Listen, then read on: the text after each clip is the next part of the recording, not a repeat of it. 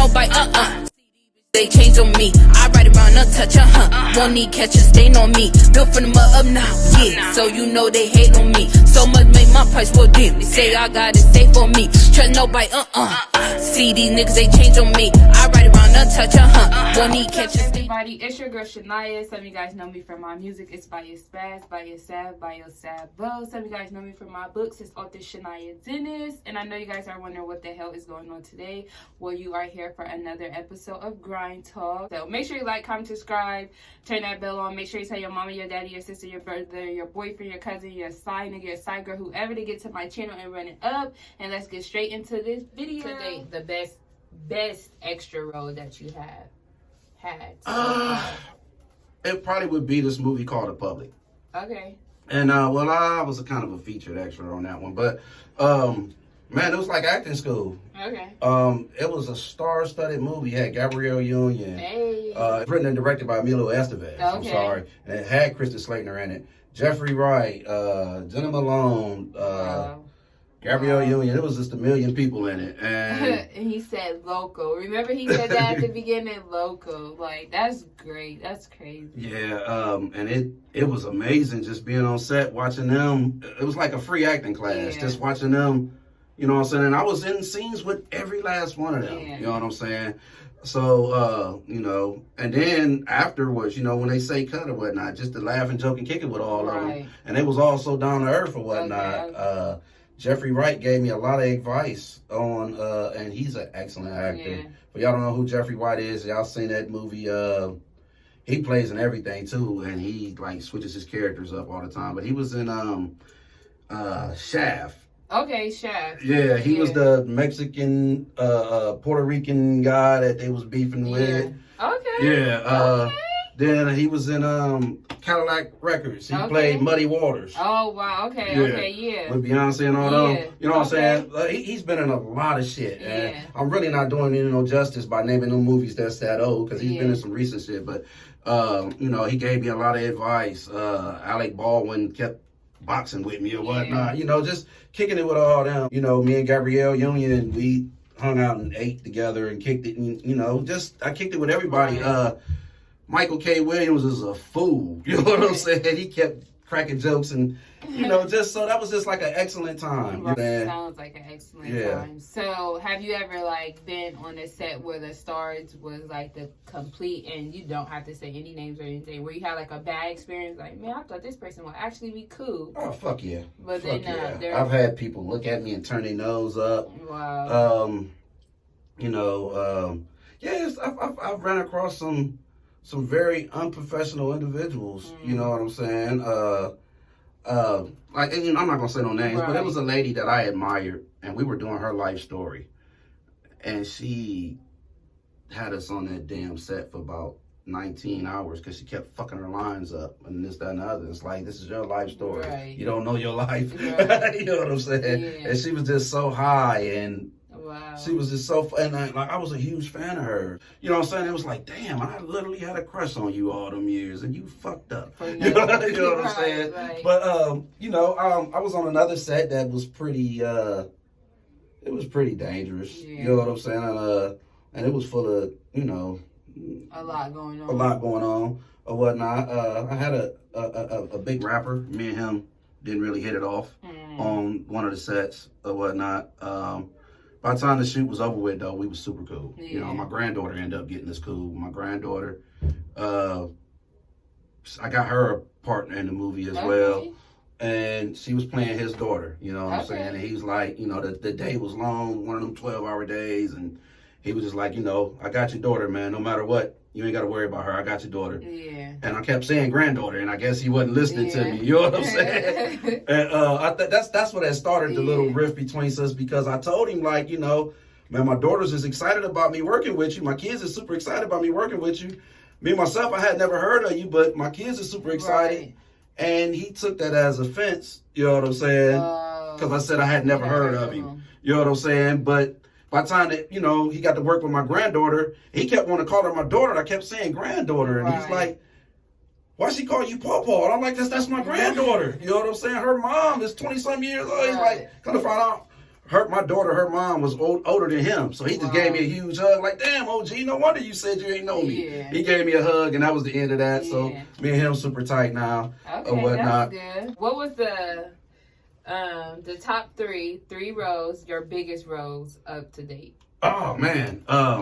Definitely Miles Ahead. So, like I said. Which is on, I think, Stars. And that's on Stars, yeah. HBO. Yeah. It's everywhere. Yeah. Miles Ahead, that was definitely my biggest role. I did about 30 days on the set of that. Yeah, and you can see him, like, if you go watch the trailer right now, you'll see him quite a few times. Right. It was written and directed by Don Cheadle. So, man, that was a huge learning experience just to be up under him. Yeah. And he's super cool. You know, he took me and he kind of molded me, you know, told me what mistakes I was making, you know, gave me a little bit of advice, gave me a whole lot of encouragement. We ate dinner every day. Another guy by the name of Lakeith Stanfield, me and him were both starting out at the same time. And he's done blew up. He's in everything, everywhere. Like, he's everywhere. Big shout out to him. Yeah, That's shout out to dope. my homeboy Lakeith. He was, this took place in 2014, so he was a little bit younger than, you know, but me and him hung out every day and kicked it. Ewan McGregor, who plays in Star Wars, you know what I'm saying? Me and him hung out and kicked it. So, like, that was, and they paid for everything. Did they? I had a hotel suite for 30 days. Okay. Not only did I have my salary, which was like $4,000 a week, they gave me it's called a per diem. I didn't even know what the hell that was. Yeah, what is that? It's like an allowance. Oh, okay. You know what I'm saying? It's Okay. for your meals and shit like that. And I was thought, I'm like $120 a day. Some shit like that. You know what I'm saying? Yeah. And that was outside of your regular salary. Right. So, like, I really thought that I was like, man, I had made it. I thought I was going to get me a star on the Hollywood Walk of Fame after that. It's coming down. You know what It's I'm never. saying? It's all God's timing. It's coming. So Miles Ahead. What was your second biggest role? my second biggest role was a film that just came out a year ago. It'll be a year this coming Saturday. Okay. A year on the 12th. Happy anniversary. And that's called Judas and the Black Messiah. Okay. And I was reunited with Lakeith Stanfield on that one. He's the lead in that movie, actually. I knew you was talking about Yeah. him. I knew that was his name. But Yeah. he's dope. Because he played in, I first got acquainted with him. What's the movie? With the T. I'm Black Harvey for not knowing the name of it. When he was the white couple and he had the T. It wasn't his role, but... Oh, Get Out. Get Out. Yeah, Get Out. Get Out, yes. That's when he was... People may not know, but he's the one who was bleeding when they came up to him. He was like the first one when he was like, what the hell? Yeah, and they flashed the camera at him and then fucked he him up. started, And shout out to Daniel as well. But yeah, that was my second... well, I don't want to say my biggest. Well, it's my biggest because that film has won like a few Oscars. Right. So that film was my biggest project that I've been involved in. Put it that way. But yeah, it's a little guy named Algie Smith that I did my scene with in there, and he's an excellent actor. He played Ralph on the New Edition movie. Okay, yeah. Ralph, okay. Yeah.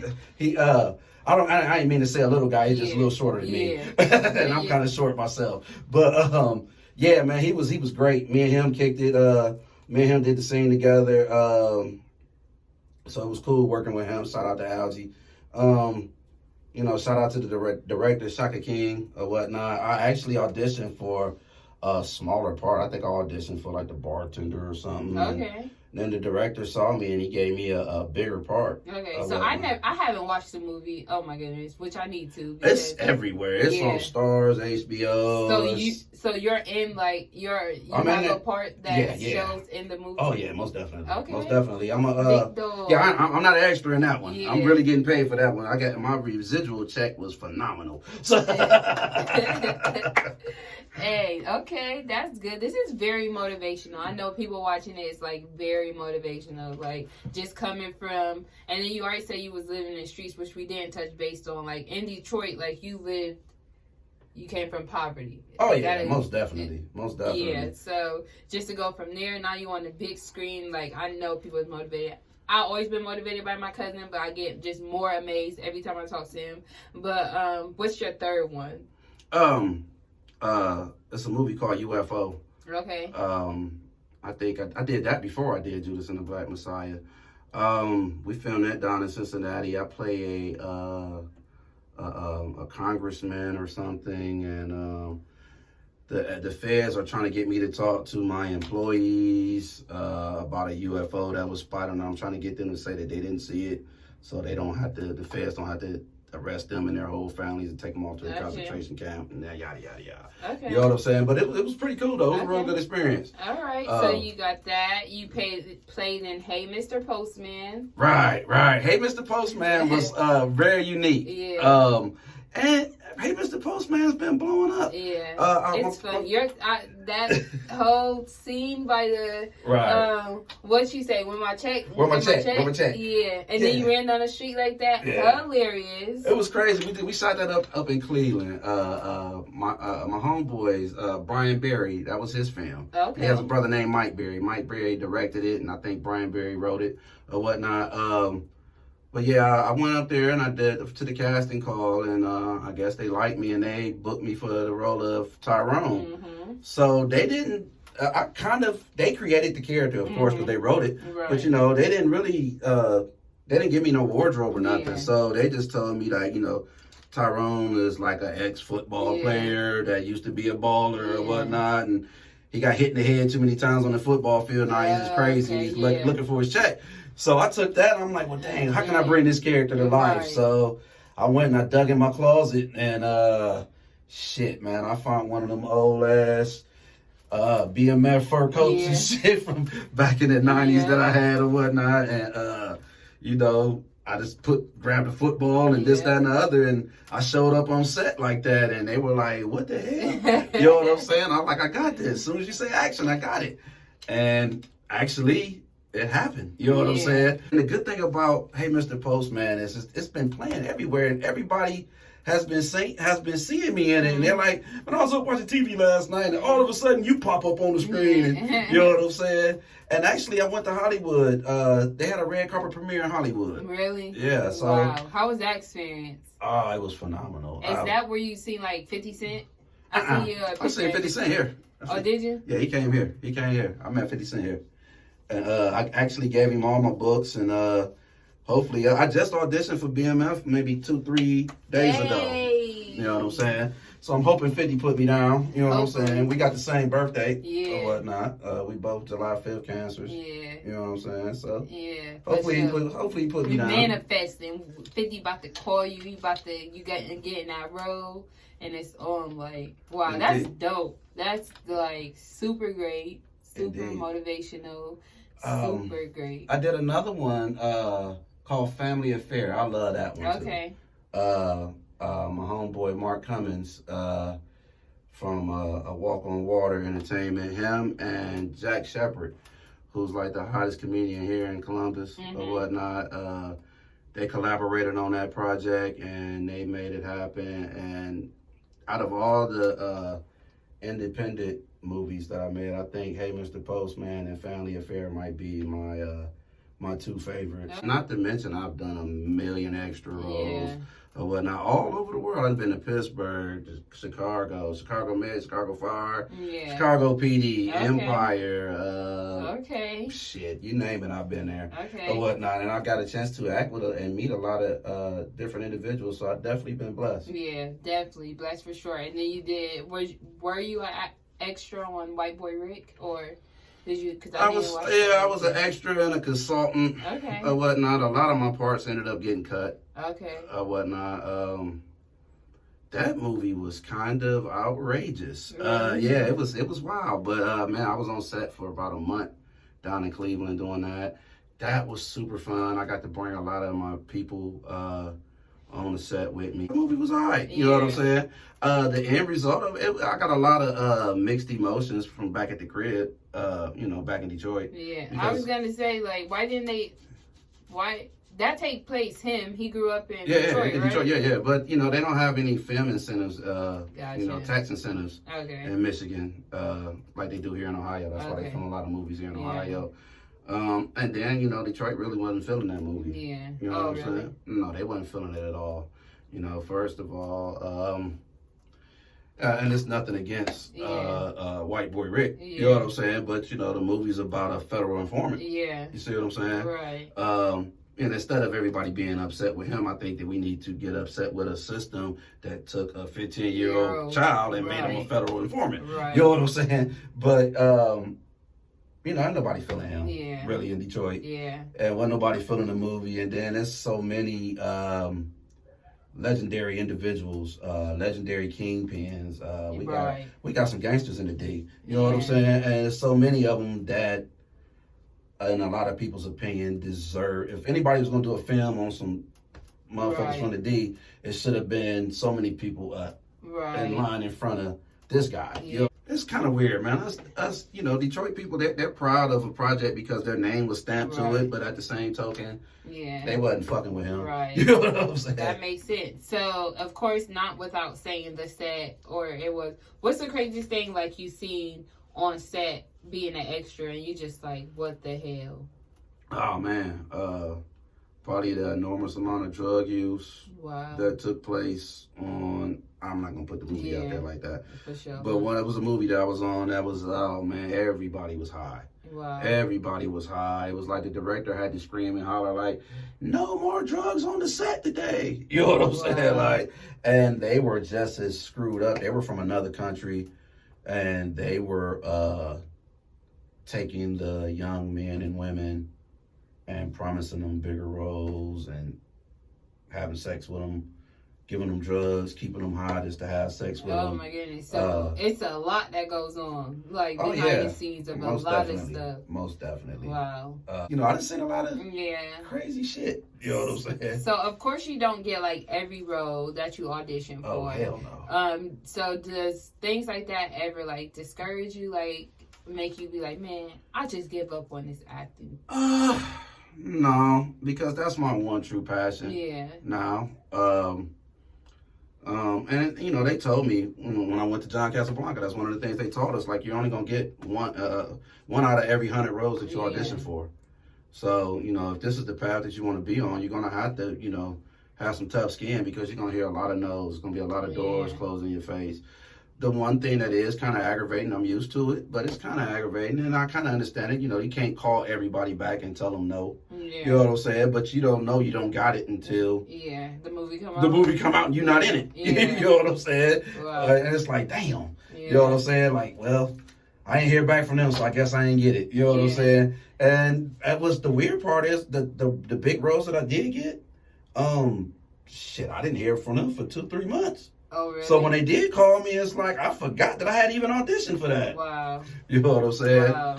Okay, so without putting, of course, like exactly an amount, because we don't let people know how much money we make and stuff, but roughly estimated or close, like how much was your biggest playing role? Like, if it was like $100,000, just say like over $50,000. You know what I mean?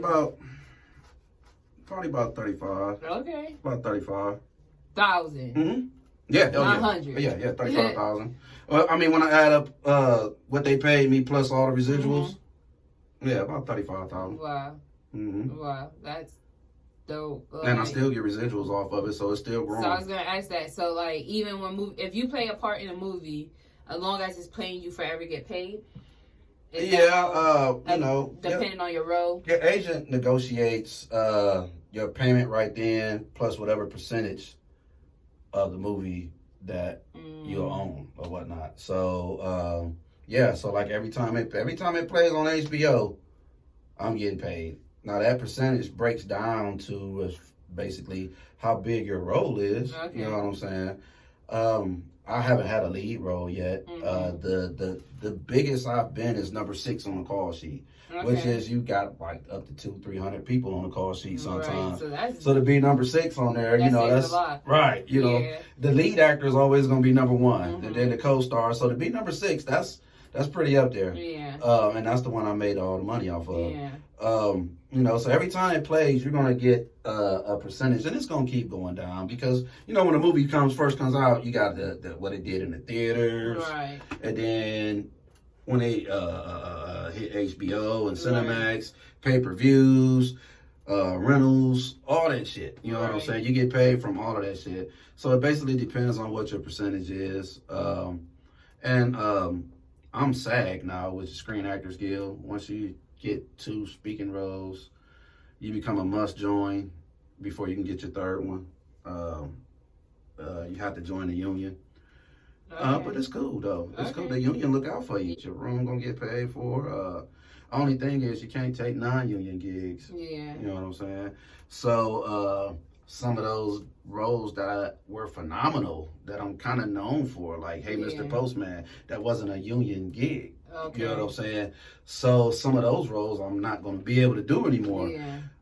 And you know, unless you go FICOR or whatnot, and then that, you know, FICOR, that means you're just financially independent, meaning you're denouncing SAG, but you want all the protection that SAG gives you. Okay. You know what I'm saying? So, and if that's the case, you're not allowed to use SAG's name. You can't say that I'm a Screen Actor Guild actor, this, that, and other, because there's a lot of prestige with SAG means that this is your profession. Yeah. I can say that I'm a professional actor now. Yeah.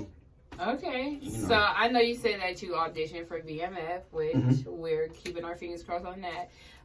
What else do you see, like, within the next 5 years? Let's just talk about your goals. Like, what are your goals in the next 5 years? Do you have any auditions that you plan on doing?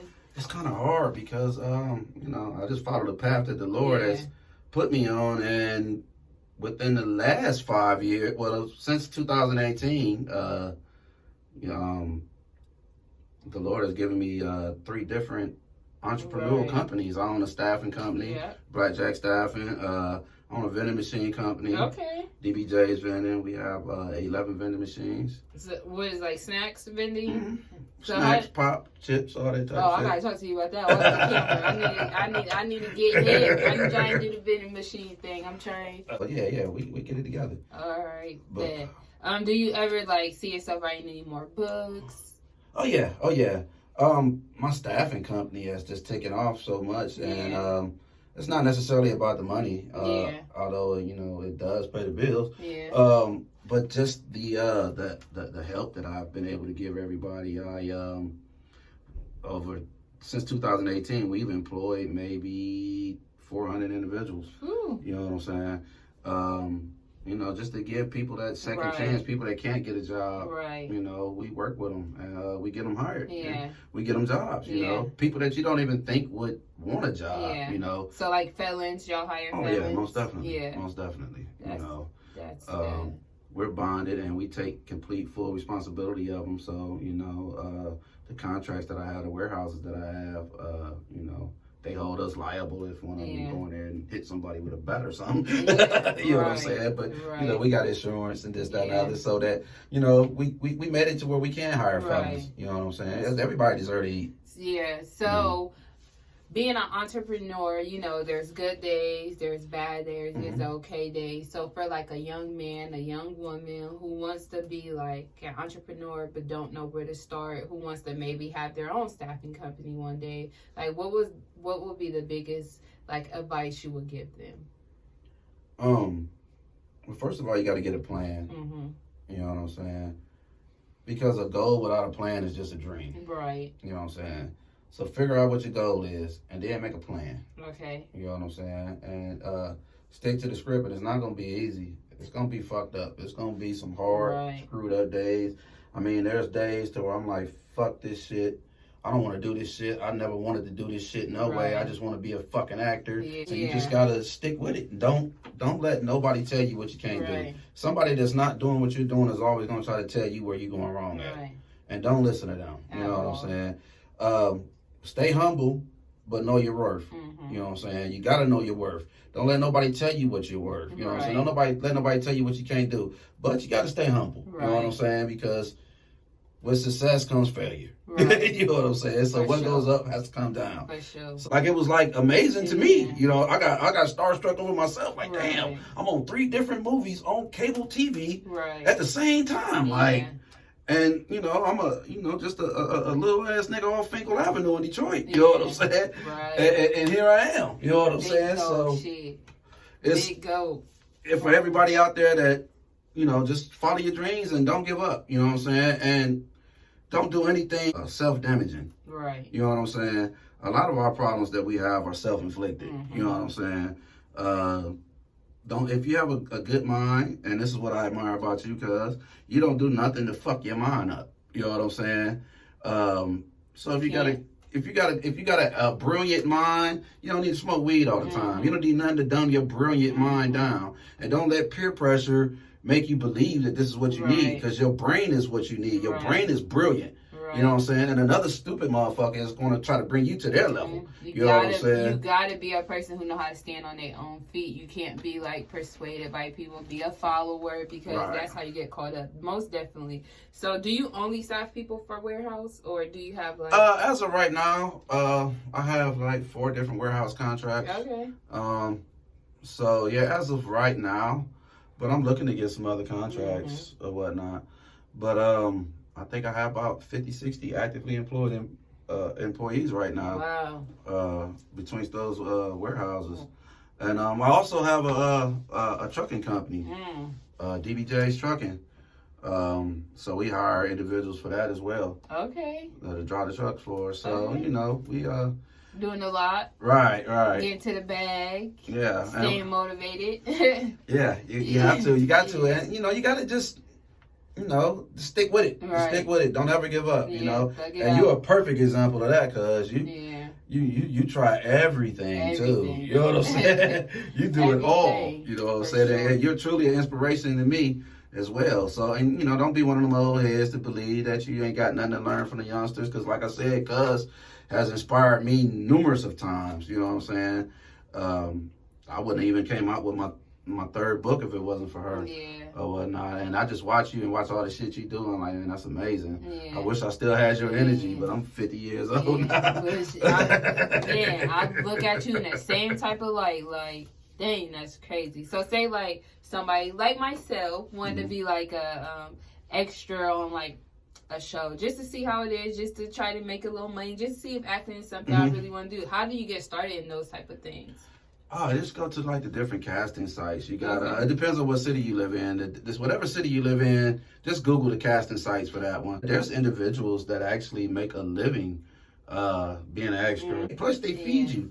You know what I'm saying? So you get to take that home that day. You get paid cash that day? No. Okay. It come in the mail. It come in the mail about 2 weeks. Okay. But every day you're gonna get a different check. Right. You know what I'm saying? Right. So, you know, but if this is your everyday, if you live there and this is your everyday job, you going on the set every day making $140 a day, you gotta know that's your normal job. And what's also important outside of the money is you creating bonds with people. You never know who you meet. Sometimes my dad always told me it's not about what you know all the time. Sometimes it's about who you know. So, you know, just throwing that out there. But we're going to wrap up this interview. Just let the people know where to find, like, you on social media and things like that. At Mr. Wolfman Black on Instagram. Brian Wolfman Black BOWMAN on Facebook. That's those 2 right there, actually. You know what I'm saying? You can find me on both of those. You can Google me. Check the stats. You can Google me. Look up my IMDb page. Or whatnot, you know, just hit me up. I'm always willing to work with everybody. I'm about to get back into the whole independent movie making thing myself. I'm ready for that. Because that's actually a goal of mine, a passion of mine. And we still need to do that. I know it was like a comedy one. Are you still looking to do that? That you told me like to write some little stuff too. Yep. That was a series I had. That's a series. I still got that screenplay too. What the fuck was that called? shit. Single parent. Yep, single parent. Yep. Single parent. So yeah, I want to. That's what I'm saying. I got so much stuff that I want to get into. I'm excited because I'm gonna be a part of something. Oh yeah, most definitely. We gonna definitely work. Yeah, and I don't want you just to be more than a writer. I'm gonna get you acting. You know what I'm saying? For sure. In front of that camera, and you fit in with wardrobe, makeup. You fit in everywhere. Shit. You know what I'm saying? Yeah. So I can't wait for that to pop off. Yeah, just that, and hopefully, man, I wanna go back to traveling and getting on set, even if it's just being an extra. Yeah, I want to get into that too. I'm very motivated by this interview. I'm not gonna lie, I know so many people who's definitely gonna just sit here and just be super motivated. And well, I mean, just hit me up. Anybody that's motivated and got any questions, you know, anybody that want to do some traveling with me, like I said, I'm gonna start going back to Chicago, and so I'll be ready. Okay, we're gonna get it in, cuz. I'll be ready. So, yeah, you guys heard it here. Make sure if you haven't subscribed already, what are you waiting for? Subscribe. I feel like ain't nobody bringing this type of energy. Like I'm bringing this energy. I'm saying that humbly, though. You know. No. You know your worth, baby. You know your worth, cuz, and you get it in. Yeah. You get it in. I mean, like I said, I'm 50. And you're not supposed to tell a woman's age, but you're my little cousin's daughter. So, you know what I'm saying? Yeah. For you to be that young, and you've been doing it now for about, what, 4? About, 19, 21, 22. Yeah, five right, years. 5 years. Yeah. You know what I'm saying? So for you've been doing it for 5 years, and each year I see you excel. Yeah. I see you grow each year. Yeah. You know what I'm saying? And you super young, and you got a hell of a career, Yeah. a hell of a professional career. I went to the doctor's office, and cuz was the nurse there. Like, damn, you do every damn thing. Like a Jamaican with a million damn jobs. Yeah. You know what I'm saying? For sure. People do be surprised because people don't even know, like, I do have, like, a full-time job, and I do work in the medical field. Every time somebody comes into the doctor's office and they see me, they be like, Shania, like, it's me. But make sure you guys like, comment, subscribe, turn that bell on. I know you guys enjoyed this video. Thank you, cuz, for sitting down, doing this interview with me, for motivating these people, because I know you definitely motivated me. And yeah, turn this interview up. So. Indeed. You see, I don't trust change so much. No, they don't call me sad for nothing. Long live the greatest. Trust nobody, see.